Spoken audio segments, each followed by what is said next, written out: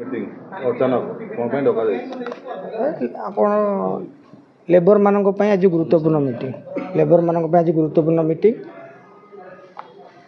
ମାଲିକ ମାନଙ୍କର ଯେଉଁ ଚାଲିଛି ବର୍ତ୍ତମାନ କଣ୍ଟ୍ରୋଭର୍ସି ପୁଣି ଆରମ୍ଭ ହେଇଛି ନାଣ୍ଡୁ ବାବୁ ହଉ ଆପଣଙ୍କର ପାଢ଼ୀ ବାବୁ ତା ଉପରେ କିଛି ଆଲୋଚନା ସେ ବିଷୟ ଆଜି ନାଣ୍ଡୁ ବାବୁ ଆସିଛନ୍ତି, ପାଢ଼ୀ ବାବୁ ତ ଆସିନାହାନ୍ତି।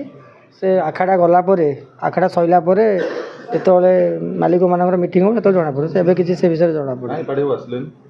ତାଙ୍କର କିଛି ସଭାପତି କି ଲିଖିତ ଦେଇଛନ୍ତି, ତାଙ୍କର ଆଜି କିଛି ପର୍ସନାଲ କାମ ଥିଲା ସେଥିପାଇଁ ଆସିନାହାନ୍ତି।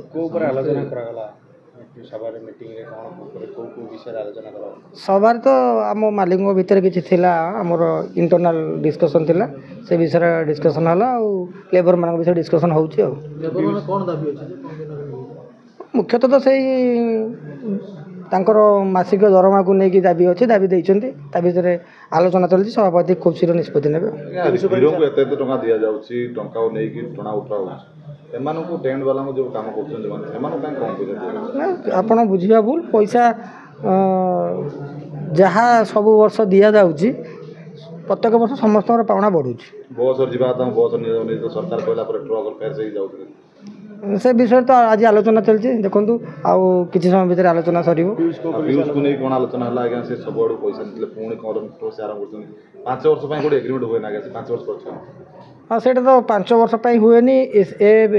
ଏ ବର୍ଷ ତ ମୁଖ୍ୟତଃ ସେ କେଉଁ ପାର୍ଟିରେ ରହୁନାହାନ୍ତି, ସେ ନିଜେ କହିଛନ୍ତି। ସେ କହିଛନ୍ତି 2026ରୁ 29 ରହୁଛନ୍ତି।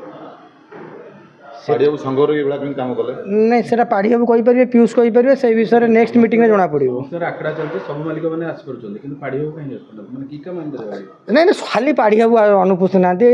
ଆପଣଙ୍କର ଧଉଳି ମାଲିକ ବି ଅନୁପସ୍ଥିତ ଅଛନ୍ତି। ବହୁତ ମାଲିକ ଆଜି ତାଙ୍କ ନିଜର ପର୍ସନାଲ କାମ ପାଇଁ ଅନୁପସ୍ଥିତ ଅଛନ୍ତି। କଣ୍ଟ୍ରୋଲ ଦେଖିଲେ ପାଢ଼ୀବାବୁ ନେଇ ରହୁଛି, ପାଢ଼ୀବାବୁ ନାଣ୍ଡୁ ତାଙ୍କ ଚାଲିଛି। ଏଇ ଅଡ଼ିଓ ଭାଇରାଲ ହେଉଛି ଏବେ। ପାଢ଼ୀବାବୁ ତ ଆସିଛନ୍ତି, ନାଣ୍ଡୁ ବାବୁ ଆସିଲେ, ସେ କାହିଁ ଆସିଲେନି? ଆଜ୍ଞା ସାର୍, ଆପଣ ପାଢ଼ୀବାବୁଙ୍କୁ ପଚାରିଲେ ସେ କାହିଁ ଆସିଲେନି ତାର ଜବାବ ଦେବେ ନା। ମୁଁ କ'ଣ ପାଢ଼ୀବାବୁ ସଂଘକୁ ଡରୁଛନ୍ତି ବୋଲି ଲାଗୁଛି? କିଏ କାହାକୁ ଡରନ୍ତିନି ଆଜିକାଲି। ଡ୍ରାଇଭର ମାଲିକକୁ ଡରୁନି ଆଉ ସେ କେହି କାହାକୁ ଡରୁନାହାନ୍ତି। ସମସ୍ତଙ୍କର ଭଲ ପାଇବା ରହିଲେ ସଂଘକୁ ଆସୁଛନ୍ତି, ସମସ୍ତେ ଭଲ ପାଉଛନ୍ତି ସଂଘକୁ, ସେଥିପାଇଁ ସଂଘକୁ ଆସୁଛନ୍ତି। ପାଢ଼ୀବାବୁ ନାଇଁ, ପାଢ଼ୀବାବୁ ଆସିନାହାନ୍ତି, ତାଙ୍କ ପର୍ସନାଲ ରିଜିନ୍ ପାଇଁ ଆସିନାହାନ୍ତି। ଆଜି କିଛି ତାଙ୍କର ନିଜର ଜରୁରୀକାଳୀନ କାମ ଅଛି, ସେଥିପାଇଁ ସେ ଆସିନାହାନ୍ତି। ସେ ନେକ୍ସଟ ମିଟିଂ ଯଦି ନ ଆସିଲେ ତାହେଲେ ଜାଣିବେ ନା ପାଢ଼ୀବାବୁ ଆକ୍ଚୁଆଲି ସଂଘକୁ ଆଭଏଡ଼ କରୁଛନ୍ତି କି ସଂଘକୁ ଆସିବାକୁ ଚାହୁଁନାହାନ୍ତି। ଆଉ ପାଢ଼ୀବାବୁଙ୍କୁ ଆପଣ ଫୋନ୍ କଲେ ପଚାରୁନାହାନ୍ତି କାହିଁ ଆସିଲେନି। କ'ଣ ଲେଖିଛନ୍ତି ସଭାପତି ଯେ ଆସିନାହାନ୍ତି, କ'ଣ କାରଣ? ସଭାପତି କହିଲେ ବା, ସେ କହିଛନ୍ତି ତାଙ୍କର ଆଜି କ'ଣ ସମ୍ମାନିତ ହେଉଛନ୍ତି କେଉଁଠି। ବାଲେଶ୍ୱର ବି ବହୁତ ବାଟ ହେଲାଣି ନା, 4 ଘଣ୍ଟା ବାଟ ଯିବା ଆସିବା। ଆଗରୁ ତ ଜଣେଇଦେବେ। ହଁ, ସେ ଆସିପାରିଲେନି ତ, ସେ ଆଗରୁ ବି କହିଥିବେ ଆସିପାରିବେ ବୋଲି। ତ ଆମେ ଆସିଲୁ ବୋଲି ତ ଜାଣିଲୁ, ଆଜି ସେ ଆସିପାରୁନାହାନ୍ତି ବୋଲି। ଯାତ୍ରା ସମ୍ମାନ ପଡ଼ିଗଲାଣି, ସେ ନିଜେ ସମ୍ମାନ ଦେଉଛନ୍ତି। ତାଙ୍କୁ ପଚାରିଲେ ଭଲ ହେବ। ଆଉ ଆମେ ସିଏ ସମ୍ମାନିତ ହେଉଛନ୍ତି, ଯଦି ମୁଁ ସମ୍ମାନିତ ହେଇଥାନ୍ତି କହିଥାନ୍ତି।